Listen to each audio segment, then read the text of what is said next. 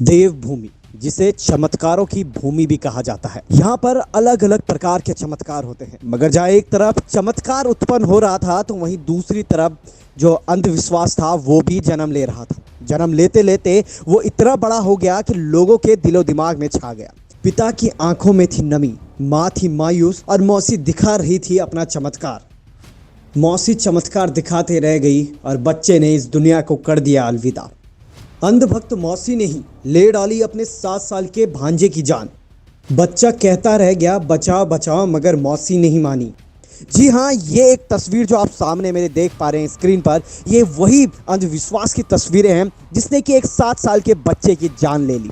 या फिर मैं यूं कहूं, ये वो तस्वीरें हैं जो कि हमारे बदलते भारत को दर्शा रही है और शायद इसी वजह से जो हमारा भारत है वो पीछे हटा हुआ है। जी हाँ, पूरी खबर आपको बता देता हूं कि असल में ये हो क्या रहा है, क्यों ये जो महिला है इस बच्चे को पानी में लगातार डुबा रही है और क्यों जो ये लोग हैं उसका विरोध करते हुए नजर आ रहे हैं।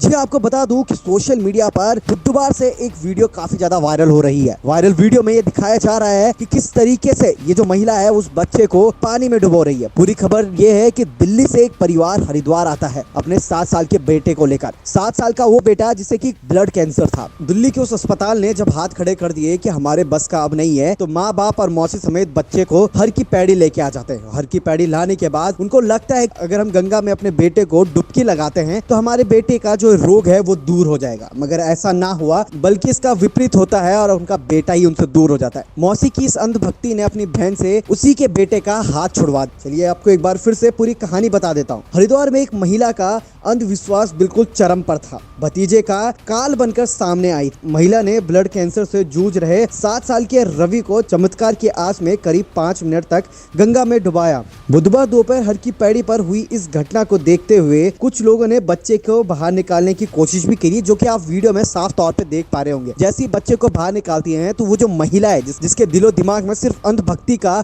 एक जीता जागता राक्षस बैठा हुआ था, तो वो उस व्यक्ति को मारने लगती है।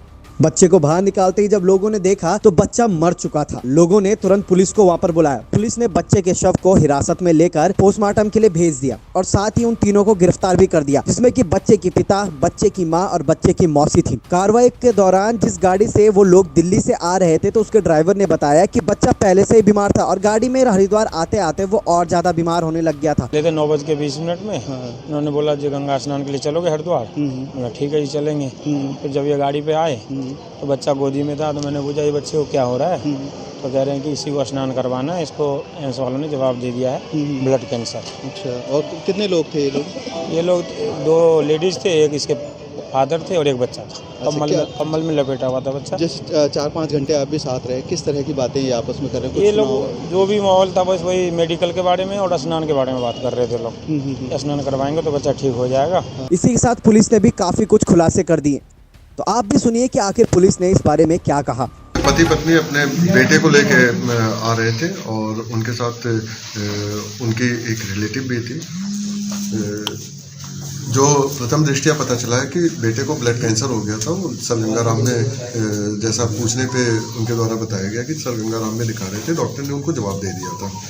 तो आस्था के चलते वो यहाँ पे एक बार दर्शन कराने और गंगा स्नान कराने लेके आ रहे थे और ऐसे में ड्राइवर द्वारा बताया गया कि रास्ते में थोड़ी देर तक तो बच्चा कुछ आवाज़ वगैरह आ रही थी, बातचीत कर रहा था, लेकिन उसके बाद आवाज़ नहीं आई। तो वो लोग यहाँ पे लेके आए, स्नान करा रहे थे। स्नान कराते समय लोगों को उसकी तरफ रश किए और लेके हॉस्पिटल पहुँचे। तो हॉस्पिटल में बच्चे को मृत डिक्लेयर कर दिया गया, क्योंकि बच्चे को ब्लड कैंसर था, ये सारी बीमारियां थी। तो ये यहाँ पे स्नान कराने लेके आ रहे थे जी।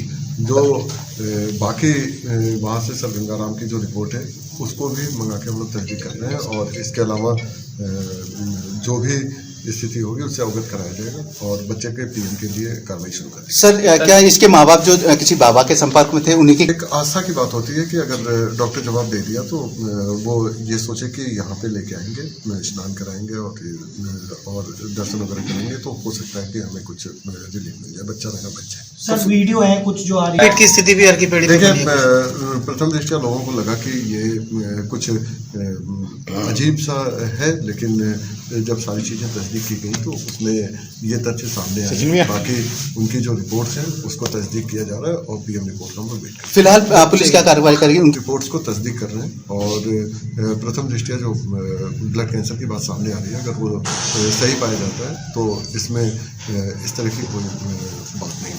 अगर नहलाने के दौरान ठंड की वजह से ये तो एक जब डॉक्टर जवाब दे दिया तो आस्था की वजह से यहाँ पे लेके आए थे, तो इन चीज़ों को ध्यान में रखते हुए कार्रवाई की जाए। प्रारंभिक पूछताछ में और